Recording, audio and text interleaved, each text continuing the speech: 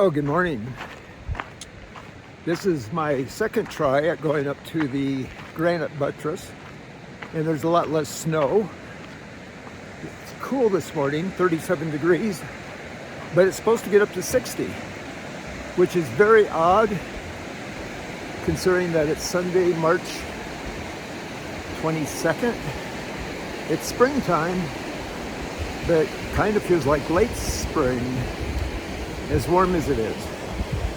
Anyway, I wanted to get up to the rocks, and it's always quite beautiful, and it's a good little hike to get some elevation in quickly. We'll see how it goes. Well, as I'm walking up to the Granite Buttress, I've been on a rant,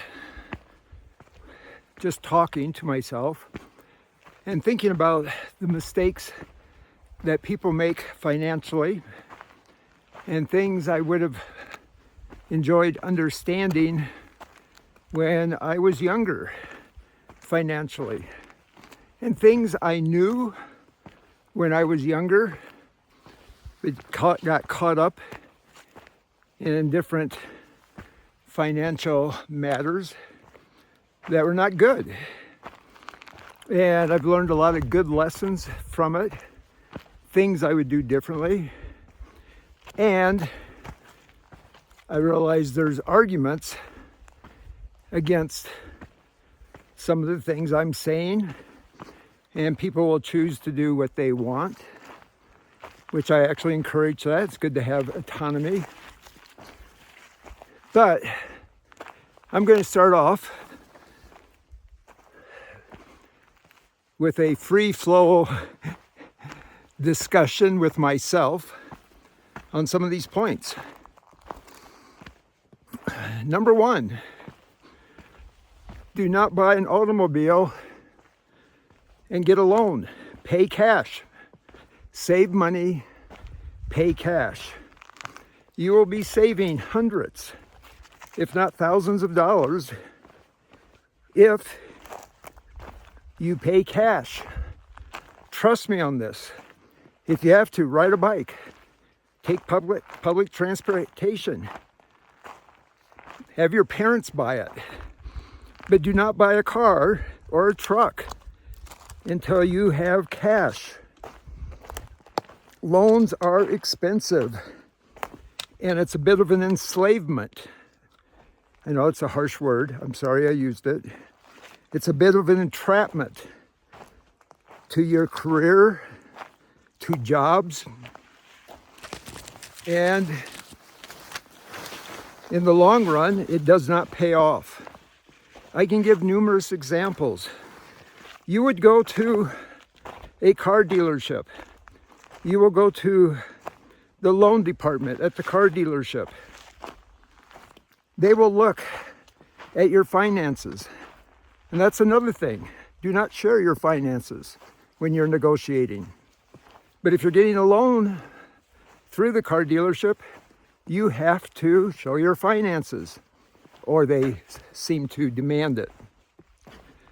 So you're sitting there with the salesperson and then the loan person, and they will say, "Oh, this is good. You have a good paying job.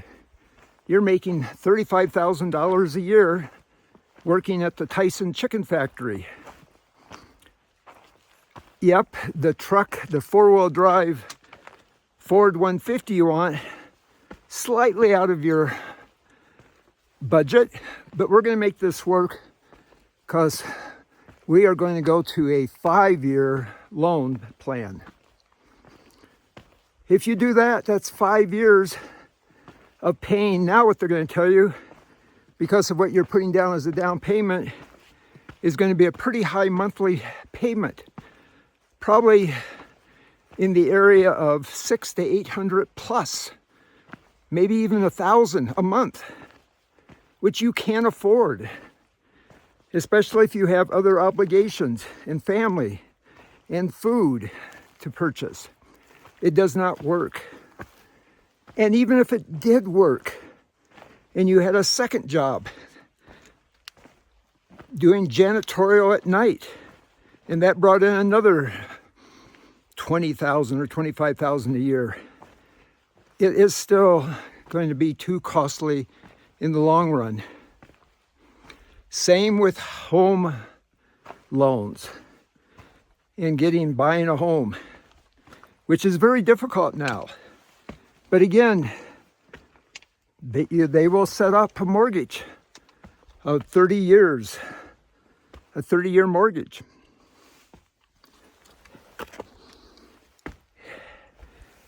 And this applies to someone that maybe has just gone through medical school. They've gotten their PhD, or someone else that has gotten a master's.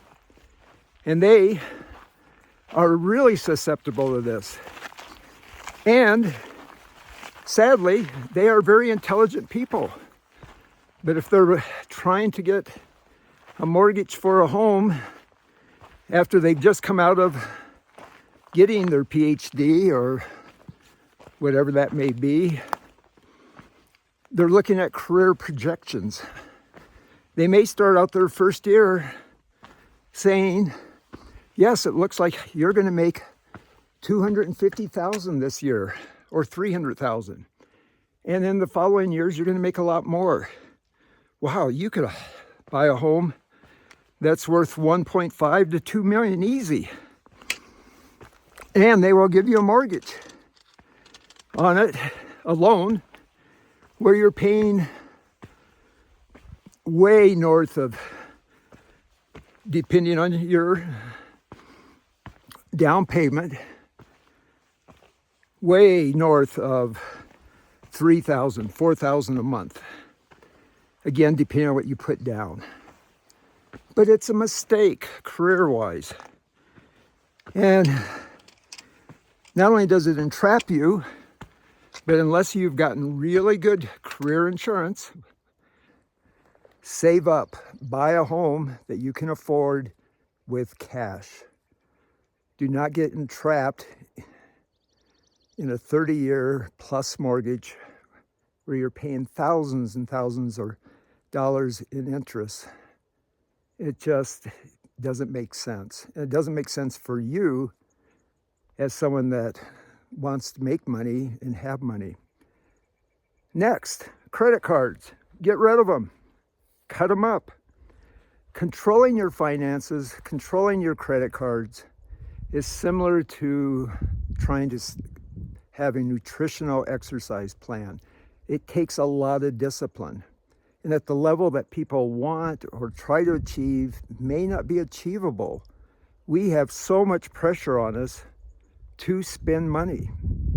And it's a mistake to have credit cards and so much debt.